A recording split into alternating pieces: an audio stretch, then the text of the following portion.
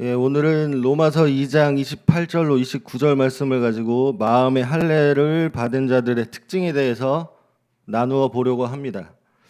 제가 최근에 부목사님이 몇 달 전에 설교하신 마음의 할례를 받으라라는 제목의 설교 영상을 보고 굉장히 큰 은혜를 받았는데요. 우리 담임 목사님도 늘 우리를 각성하게 하고 회개하게 하는 진리의 말씀을 전해주시는데 부목사님 말씀도 참 하나님에 대해서 깊이 알게 해주시고 성경이 말하는 중요한 개념들을 콕콕 집어서 설명해 주셔서 늘 영혼에 큰 유익을 받습니다. 여러분도 그러시죠? 부모님이 설교하셨던 이 마음의 할례라는 개념이 굉장히 중요한 것이에요. 이 신구약을 관통해서 하나님께 속한 진짜 백성들의 증표가 되는 것이 무엇이냐 이러면 꼽으라면 바로 이 마음의 할례라고 말할 수 있는 것입니다. 여러분 신분증 다 가지고 계시죠? 우리가 가지고 있는 주민등록증이나 학생증, 회사의 사원증 등 이런 것들이 우리가 어디에 소속되어 있는지를 증명하는 증표이듯이 하나님 나라 백성의 증표는 바로 성령께서 베푸시는 내적 변화, 즉 마음의 할례라는 것입니다. 바울이 오늘 본문 말씀에서 바로 이 얘기를 하고 있는 것인데요. 본문 말씀 다시 한번 같이 읽어보겠습니다. 로마서 2장 28절 29절 시작. 유대 사람이 아니요 겉모양으로 살갗에 할례를 받았다고 해서 할례 오히려 속사람으로 유대 사람인 이가 유대 사람이고 따라 받는 할례가 아니라 성령으로 마음에 받는 할례가 참 할례입니다. 사람에게서가 아니라 하나님에게서 칭찬을 받습니다. 단순히 육신의 겉 살갗의 할례를 받았다고 해서 할례가 아니다. 성령으로 말미암는 마음의 할례가 진정 하나님께 속한 자의 증표다라고 바울은 말하고 있는 것입니다. 사실 이게 유대인 입장에서는 굉장히 충격적인 말이거든요. 바울은 할례와 율법을 가진 언약 백성이라고 해서 다 주님께 속한 사람들은 아니었다. 개역개정 성경에 보면 겉살갗의 할례를 받은 자들을 표면적 유대인, 그리고 할례만이 아니라 마음의 할례를 받은 자들을 이면적 유대인이라고 말하는데, 유대인이라고 해서 다 진짜는 아니었다. 하나님의 참 백성은 바로 하나님을 사랑하고 그분께 순종하려는 마음으로 변화된 이면적 유대인들이었다. 이 말을 하는 것이기 때문입니다. 그런데 이 말씀은 바울만 한 것이 아니라 예수님도 동일하게 말씀하셨습니다. 예수님이 바리새인들에게 뭐라고 하셨는지 한번 보겠습니다. 요한복음 8장 39절로 40절 함께 읽어보실까요? 시작. 대답하여 이르되 우리 아버지는 아브라함이라 하니 예수께서 이르시되 너희가 아브라함의 자손이면 아브라함이 행한 일을 할 것이거늘 지금 하나님께 들은 진리를 너희에게 말한 사람인 나를 죽이려 하는도다. 아브라함은 이렇게 하지 아니하였느니라. 그래서 이르시되 하나님이 너희 아버지였으면 너희가 나를 사랑하였으리니 이는 내가 하나님께로부터 나와서 왔음이라. 나는 스스로 온 것이 아니요 아버지께서 나를 보내신 것이니라. 너희는 너희 아비 마귀에게서 났으니 너희 아비의 욕심대로 너희도 행하고자 하느니라. 그는 처음부터 살인한 자요 진리가 그 속에 없으므로 진리에 서지 못하고 거짓을 말할 때마다 제 것으로 말하나니 이는 그가 거짓말쟁이요 거짓의 아비가 되었음이라. 아멘. 아멘 하기도 굉장히 충격적인 말씀이시죠.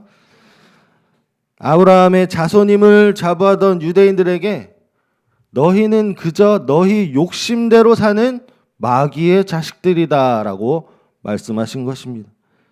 특히 예수님은 바리새인들에게 너희가 진짜 아브라함의 자손이었으면 아브라함이 행한 것들을 행하고 그리고 예수님을 사랑하였을 것인데 예수님이 진리를 전하니까 오히려 주님을 죽이려 하는도다 이렇게 말씀하시죠. 이런 게 바로 표면적 유대인들, 즉 외식적인 종교인들의 특징이었습니다. 성경을 연구하다 보면 이런 특징들을 발견할 수 있다는 것이에요. 반면에 이런 표면적 유대인들만 있었던 게 아니라 예수님의 말씀에 하나님이 너희 아버지였으면 너희가 나를 사랑하였으리니 이 말씀처럼 예수님을 알아보고 사랑한 진정한 이면적 유대인들이 있었습니다. 예수님의 제자들도 다 유대인들이었고 십자가에 죽으신 예수님의 시신을 가져가서 경건하게 장사했던 유대인 아리마대 사람 요셉도 존경받는 사내들인 공회원으로서 선하고 의로운 사람이라고 말하면서 예수님의 제자였다고 성경에 나옵니다. 그리고 특별히 누가복음에 의롭고 경건한 유대인이라고 나오는 시므온은 예수님이 아기 때 이미 메시아로 알아본 사람이었습니다. 누가복음 2장 25절로 31절 2절 함께 읽겠습니다. 시작. 예루살렘에 시몬이라는 사람이 있으니 이 사람은 의롭고 경건하여 이스라엘의 위로를 기다리는 자라. 성령이 그 위에 계시더라. 그가 주의 그리스도를 보기 전에는 죽지 아니라 하는 성령의 지시를 받았더니 성령의 감동으로 성전에 들어가매 마침 부모가 율법의 관례대로 행하고자 하여 그 아기를 데리고 오는지라.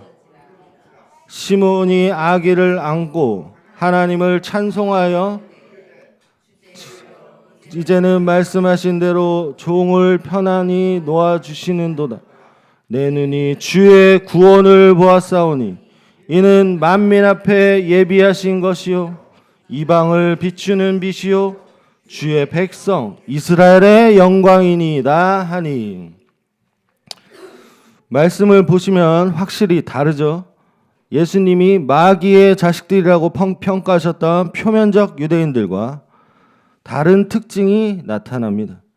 예수님이 아기였는데도 그분이 그리스도여 이방에 비추는 빛인 것을 아는 성령이 위에 임재하시고 그분의 지시를 받는 마음의 할례를 받은 이면적 유대인들이 있었다는 것입니다. 이런 특징을 파악하는 게 굉장히 우리에게 중요한 것 같아요. 그래서 오늘은 우리 신앙의 바른 초점과 방향을 위해서 하나님의 참 백성인 이 마음의 할례를 받은 자들의 정체성과 특징을 알아보는 시간을 가져보도록 하겠습니다. 첫 번째로 한번 따라해 보실까요? 마음의 할례를 받은 자는 하나님을 사랑함으로써 삶의 원동력을 얻는 사람입니다. 먼저 하나님께서 인간의 마음에 할례라는 은혜를 베푸시는 이유를 살펴보면 그 가장 큰 이유는 바로 하나님을 사랑할 수 있도록 하기 위함입니다. 하나님은 왜 그분 당신을 그토록 사랑하기를 원하실까요? 그 이유는 피조물인 인간이 참 생명을 얻는 유일한 비결이 바로 하나님을 사랑하는 것에 달려있기 때문입니다. 신명기 30장 6절 함께 읽겠습니다. 시작. 너 하나님 여호와께서 너의 마음과 내 자손의 마음에 할례를 베푸사 너로 마음을 다하며 뜻을 다하여 너 하나님을 사랑하게 하사 너로 생명을 얻게 하실 것이며. 이 구절을 보시면 하나님이 마음의 할례를 베푸시는 이유는 마음과 뜻을 다해 하나님을 사랑할 수 있도록 하기 위함입니다. 또한 그렇게 하시는 궁극적인 목적은 바로 주의 백성들로 하여금 참 생명을 얻도록 하기 위함입니다.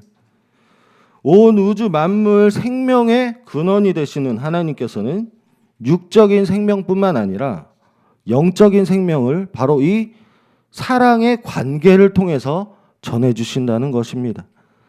참 생명 되시는 그분을 사랑하게 하심으로 우리가 그 넘치는 생명력을 받아 죽지 않고 살기를 원하시는 것입니다.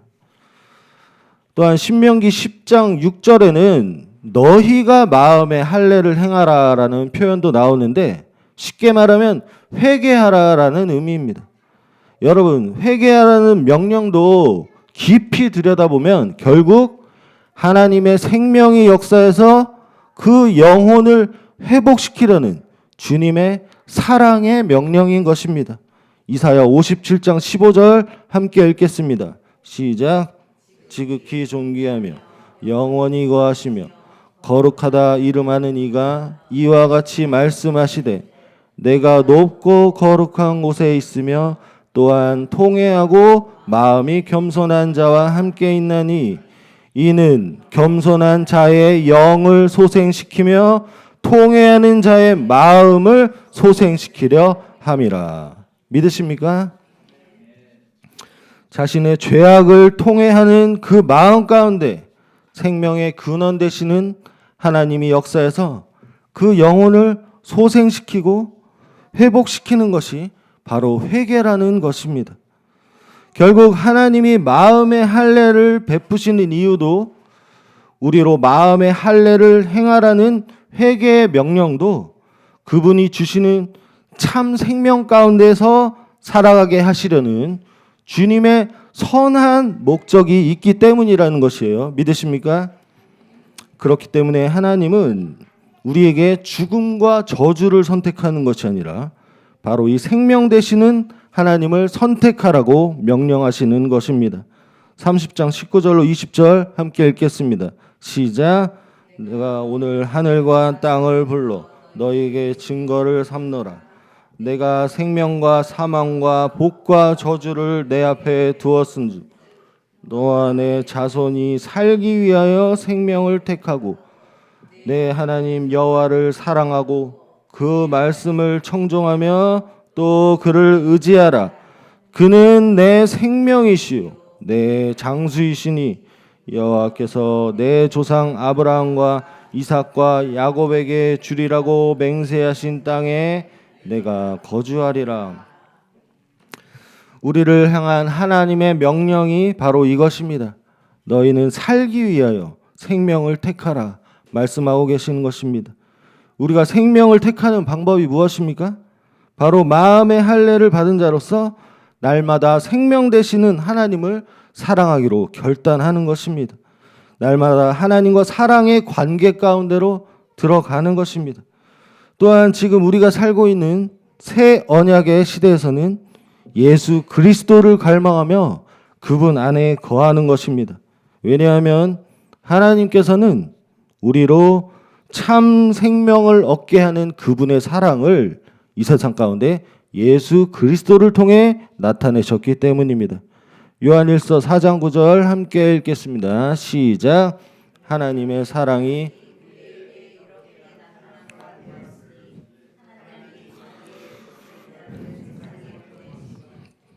말미암아 우리를 살리려 하심이라. 하나님은 우리를 살게 하는 창조주의 사랑을 그분의 독생자를 통해 나타내셨고 예수 그리스도로 말미암아 참 생명을 얻게 하셨습니다. 마음의 할례를 받은 진짜 주의 자녀들은 다른 그 어떠한 것이 아니라 오직 예수 그리스도로 힘입어 생명을 얻는 자들인 것입니다. 요한복음 20장 31절 제가 읽겠습니다.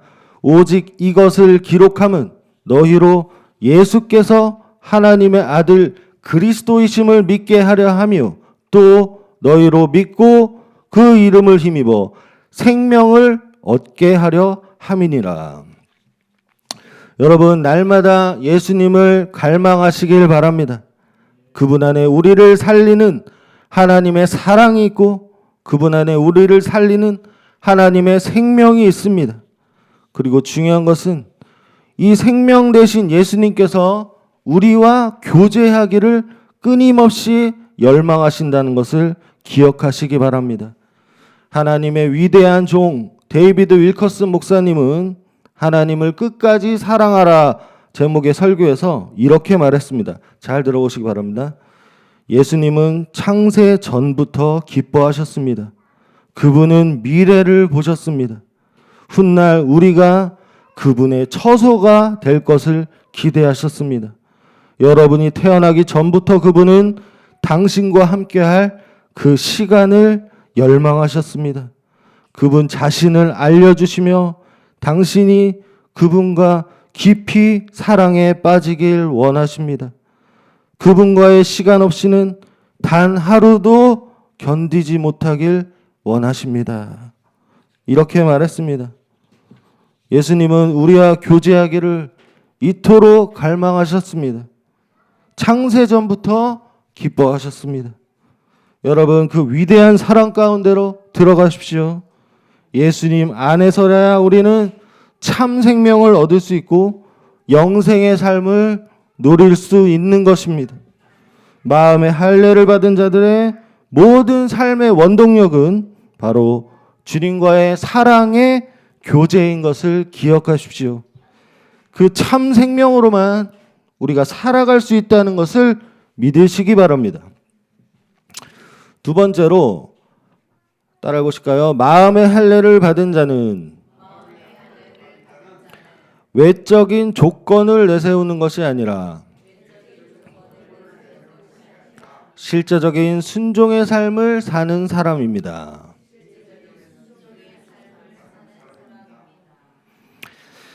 외적인 조건을 앞세우는 것이 아니라 실제적인 순종이 나타나는 것이 바로 마음의 할례를 받은 자들의 두 번째 특징인데요. 오늘 본문 말씀을 같이 읽어서 아시겠지만 유대인들 스스로 이방인들과 구별된다고 자부하고 그들에게 있어서 큰 자랑이었던 할례나 율법은 바로 언약 백성의 상징이었습니다. 이것들은 외적으로 보여지는 표식이었습니다. 하지만 바울은 겉모양으로 유대 사람이라고 또 겉살갗의 할례를 받았다고 해서 하나님의 사람이 아니라 오히려 속사람이 유대인인 자가 진짜 유대인이고 성령으로 받는 마음의 할례가 참 할례라고 말했습니다. 이에 더하여 바울은 하나님의 선민이라고 자부하던 유대인들에게 이렇게 말합니다. 로마서 2장 23절로 24절은 제가 읽겠습니다. 율법을 자랑하면서도 왜 율법을 어겨서 하나님을 욕되게 합니까? 성경에 기록된 바 너희 때문에 하나님의 이름이 이방 사람들 가운데서 모독을 받는다 한 것과 같습니다. 이렇게 말해요. 율법을 자랑하는 너희가 율법을 범함으로 하나님의 이름이 이방인들에게 모욕을 받고 있다고 바울은 말합니다. 바울은 이런 그들에게 이렇게 결론을 내립니다. 25절 제가 읽겠습니다. 율법을 지키면 할례를 받은 것이 유익하지만 율법을 어기면 그대가 받은 할례는 할례를 받지 않은 것으로 되어버립니다. 이렇게 말해요.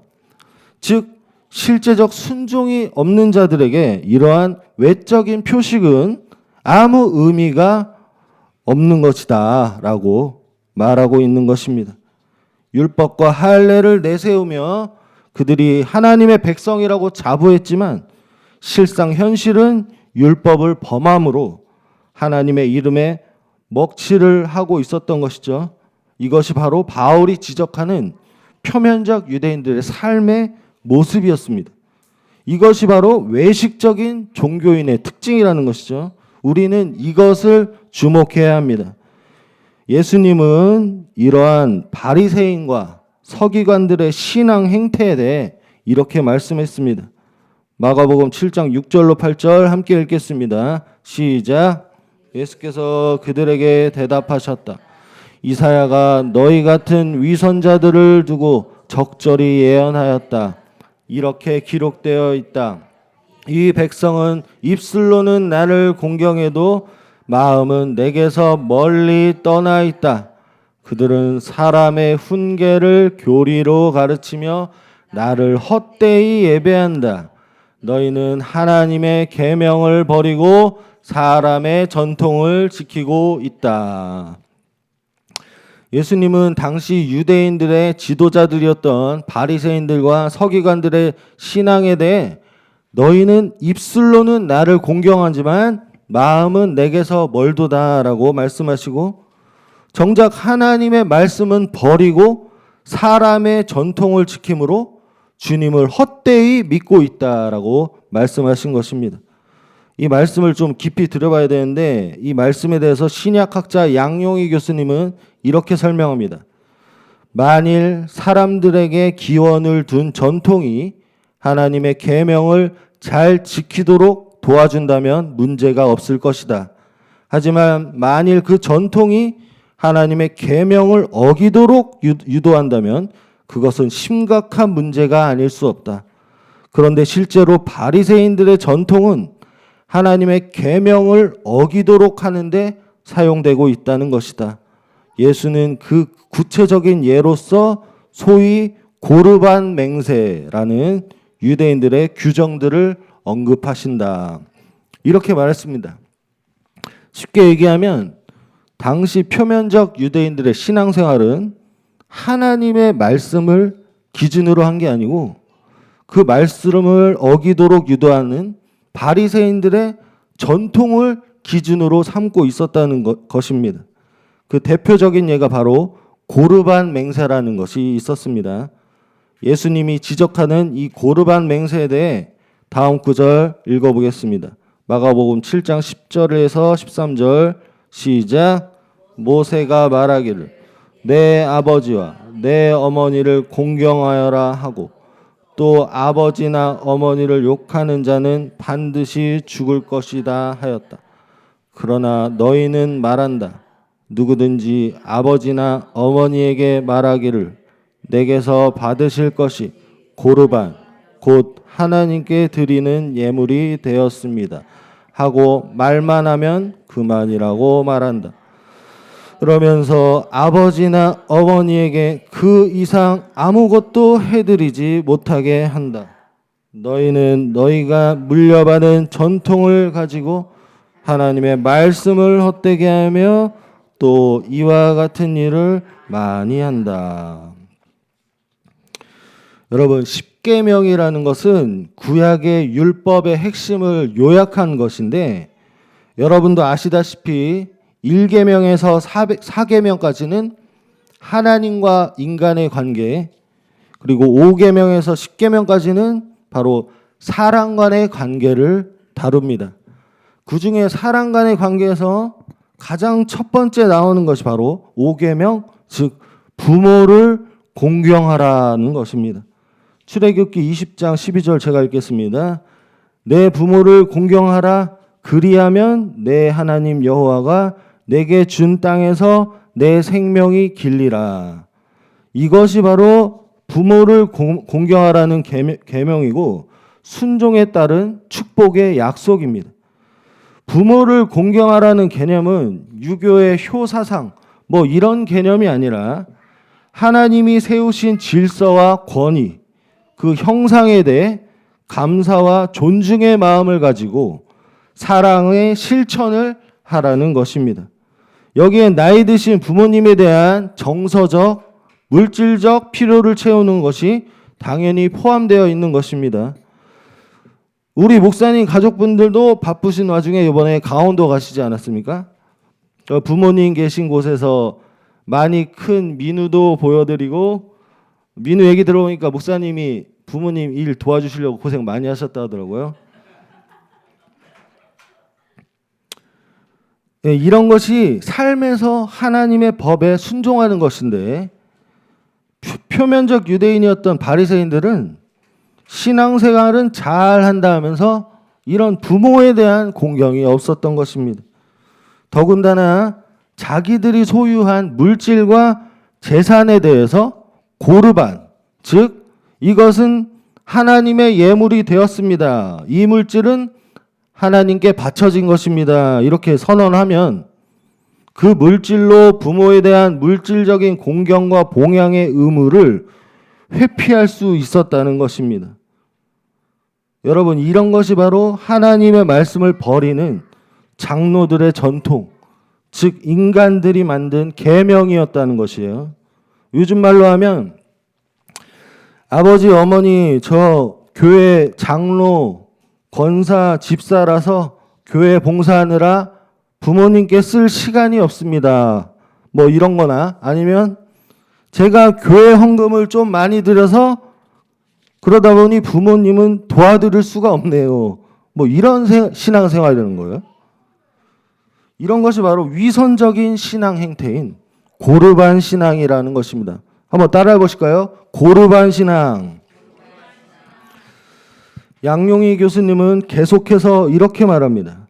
바리새인이 만들어 놓은 고르반 전통이 사람들로 부모 공경을 명령하는 구약의 계명들을 어기거나 무시하도록 하는 결과를 가져왔다. 예수는 하나님의 계명을 이처럼 무효로 만드는 전통이란 아무런 권위가 없다는 사실을 확고히 선언하신다. 바리새인들과 서기관들은 입술로는 하나님을 공경하지만 실제로는 하나님을 거역하는 이사야 시대의 이스라엘 백성들과 같았다. 따라서 그들은 위선자들이다. 이렇게 말했습니다. 사랑하는 여러분, 우리는 이러한 표면적인 유대인들의 신앙을 따라가서는 안 됩니다. 이런 신앙이 바로 예수님이 독사의 자식들이라고 말씀하신 신앙 생활이었다는 것이에요. 교회에서 예배드리고 찬양하고 봉사한다 하면서 가족들이나 뭐 주변 이웃들은 내팽개치는 삶을 살아서는 안 되는 것입니다. 디모데전서 5장 8절 함께 읽겠습니다. 시작. 누구든지 자기 친척, 특히 가족을 돌보지 않으면 그는 벌써 믿음을 저버린 사람이요 믿지 않는 사람보다 더 나쁜 사람입니다. 여러분, 이러한 삶은 참된 믿음의 삶이 아니라고 성경은 말하고 있는 것입니다. 불신자보다 더 악한 사람이라는 것이고, 불신자들도 정상적인 사람들은 다 가족들을 돌본다라는 의미예요. 사랑하는 여러분, 우리가 나아가야 할 신앙의 모델은 바로 회개하고 예수님을 믿어서 성령으로 마음이 새롭게 된 초대교회 성도들입니다. 사도행전 2장 42절에서 47절 제가 읽겠습니다. 그들이 사도의 가르침을 받아 서로 교제하고 떡을 떼며 오로지 기도하기를 힘쓰니라.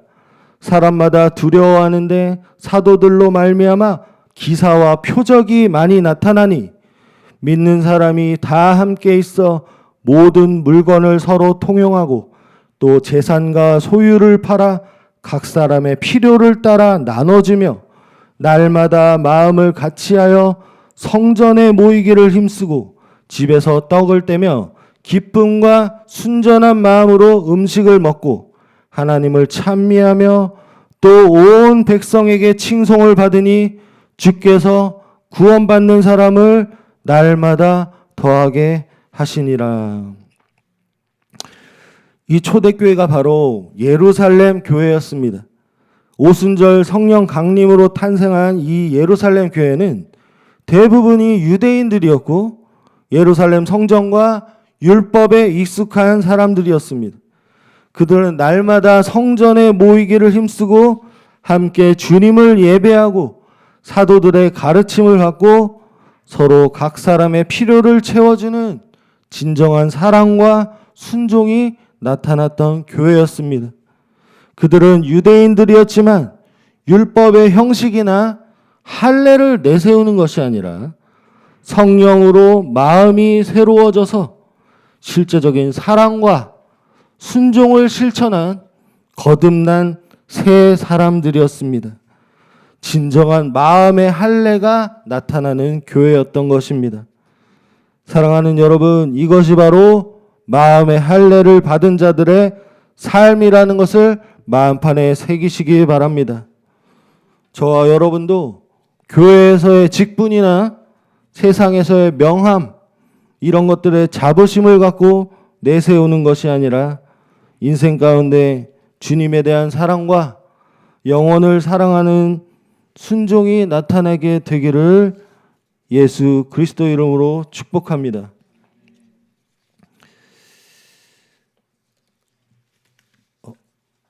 오늘은 이렇게 1대지와 2대지까지 하고 다음에 또 언제 설교할 게 될지 모르겠지만 그때 이제 나머지 세 번째 특징을 하겠습니다.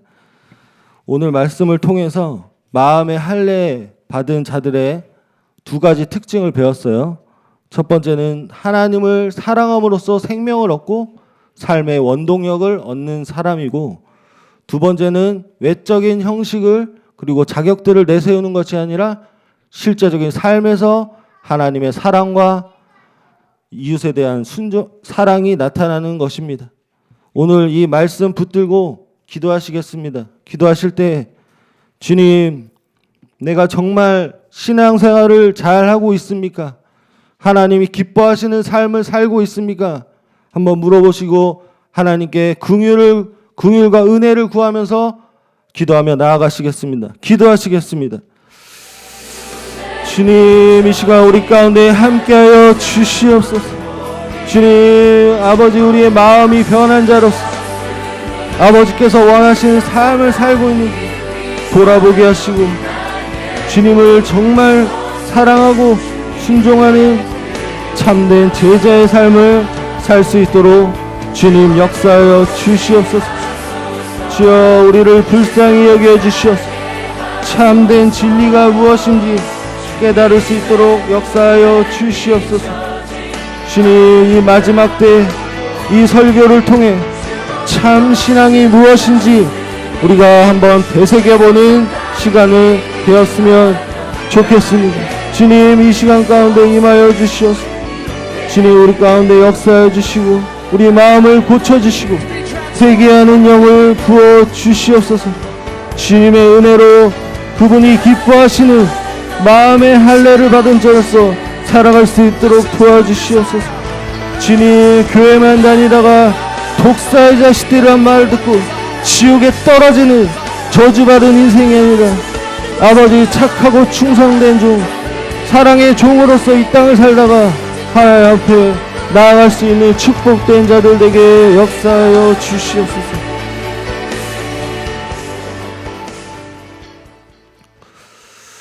하나님 아버지, 이 시간 우리 마음 가운데 역사하여 주시옵소서.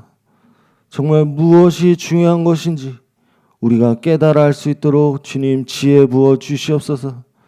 교회만 평생을 다니다가 아버지 앞에 섰을 때의 독사의 자식이란 말을 듣고 지옥에 떨어지는 저주받은 인생들이 아니라 정말 아버지, 그 마음을 알고 성령을 통해 마음이 새롭게 되어 이 땅에 주님께 기쁨이 되는 삶을 살고 하나님의 진리와 사람들의 영혼을 사랑하면서 살다가 주님께 큰 칭찬받게 되는 인생들로 이 시간 삼아 주시옵소서.